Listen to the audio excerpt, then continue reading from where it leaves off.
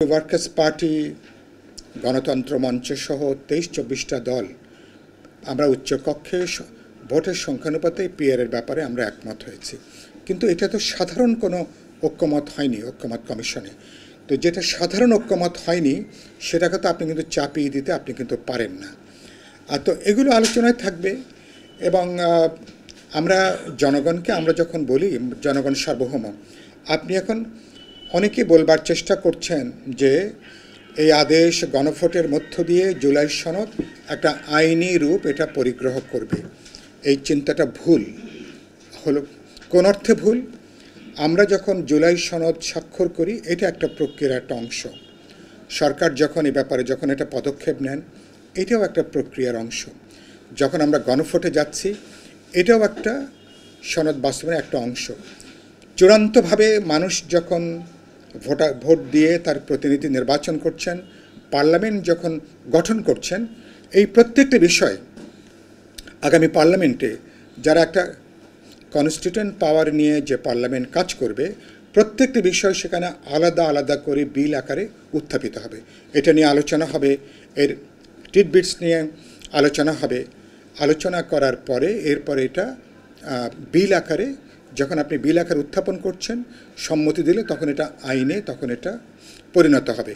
আইন তখন এটা সংবিধানে যুক্ত হবে। ফলে আমাদের সনদ আমরা যখন স্বাক্ষর করছি এটা প্রত্যেকটা একটা আলাদা একটা পর্যায়ে, মানে সার্বিকভাবে চূড়ান্ত পর্যায়ে পার্লামেন্টে আলাপ আলোচনা, বিল আকারে উত্থাপনের পরে যখন আইন হবে তখন এটা সংবিধানে যুক্ত হবে। তার আগে এমনকি গণভোটের মধ্য দিয়ে কিন্তু এটা চূড়ান্ত আইনে পর্যবেসিত হবে না। গণভোট মানুষের একটা সম্মতি, এর একটা রাজনৈতিক প্রভাব কাজ করবে, ইথিক্যাল মোরাল একটা চাপ হিসেবে কাজ করবে। সুতরাং এইভাবে দেখাটাই হচ্ছে বাস্তবসম্মত। আমি আশা করি ইতিমধ্যে আমরা গত কদিনে যে উত্তেজনাটা ছিল, নির্বাচন কেন্দ্রিক যে সংকটটা ছিল, ফেব্রুয়ারি মাসে সত্যি সত্যি আমাদের প্রত্যাশিত 17 বছরের প্রত্যাশিত জাতীয় নির্বাচন হয় কিনা, আমি এটা নিশ্চয়ই এখন আশা করব।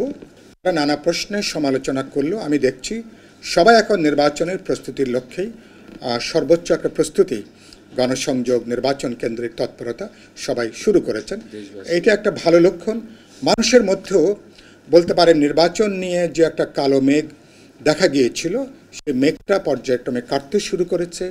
আমার ভোটাররা উৎসাহিত হয়েছেন, রাজনৈতিক দলগুলোর মধ্যে দ্বিধাদ্বন্দ্ব কিছুটা অবসান হয়েছে এবং নানা অংশীজনদের মধ্যেও নির্বাচন কেন্দ্রিক একটা সমষ্টি যোগ, একটা স্বতঃস্ফূর্ততা তৈরি হয়েছে। সুতরাং আমি আশা করব এটাকে ইতিবাচকভাবে এটাকে নেওয়া দরকার এবং আমরা সেই জায়গা থেকে এমন কোনো প্রশ্ন উত্থাপন না করি যাতে আমাদের কোনো ভুলের জন্য, যে ভুলটা সংশোধনের সুযোগ আছে, সে ভুলের জন্য আমাদের কোনো অর্জন যেন নষ্ট হয়ে না যায়, এইটুকু আমাদের বক্তব্য। আরেকটা কথা আমি শেষ করি। আগামীকাল মজলুম জনতা মাওলানা আব্দুল হামিদ খান ভাসানীর ৩৯তম মৃত্যুবার্ষিকী আপনারা জানেন।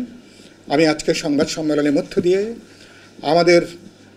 আমাদের স্বাধীনতা সংগ্রাম, আমাদের মুক্তিযুদ্ধের প্রধান যে স্বপ্নপুরুষ মজলুম জনতা মাওলানা আব্দুল হামিদ খান ভাসানীর তার দীর্ঘ বিপ্লবী জীবন, সংগ্রামী জীবনের প্রতি বিপ্লবী ওয়ার্কার্স পার্টির পক্ষ থেকে আমরা গভীর শ্রদ্ধা এবং সম্মান জ্ঞাপন করি।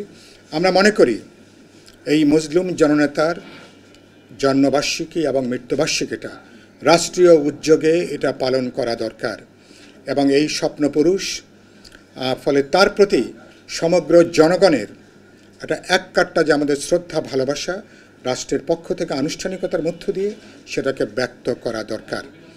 আমরা আগামীকাল বিপ্লবী ওয়ার্কার্স পার্টি কেন্দ্রীয় কর্মসূচি হচ্ছে, আমরা আগামীকাল সকাল 10টায় সন্তোষে মজলুম জনতা মাওলানা আব্দুল হামিদ খান ভাসানীর মাজারে আমি নিজে সহ বিপ্লবী ওয়ার্কার্স পার্টির কেন্দ্রীয় নেতৃবৃন্দরা যাবেন।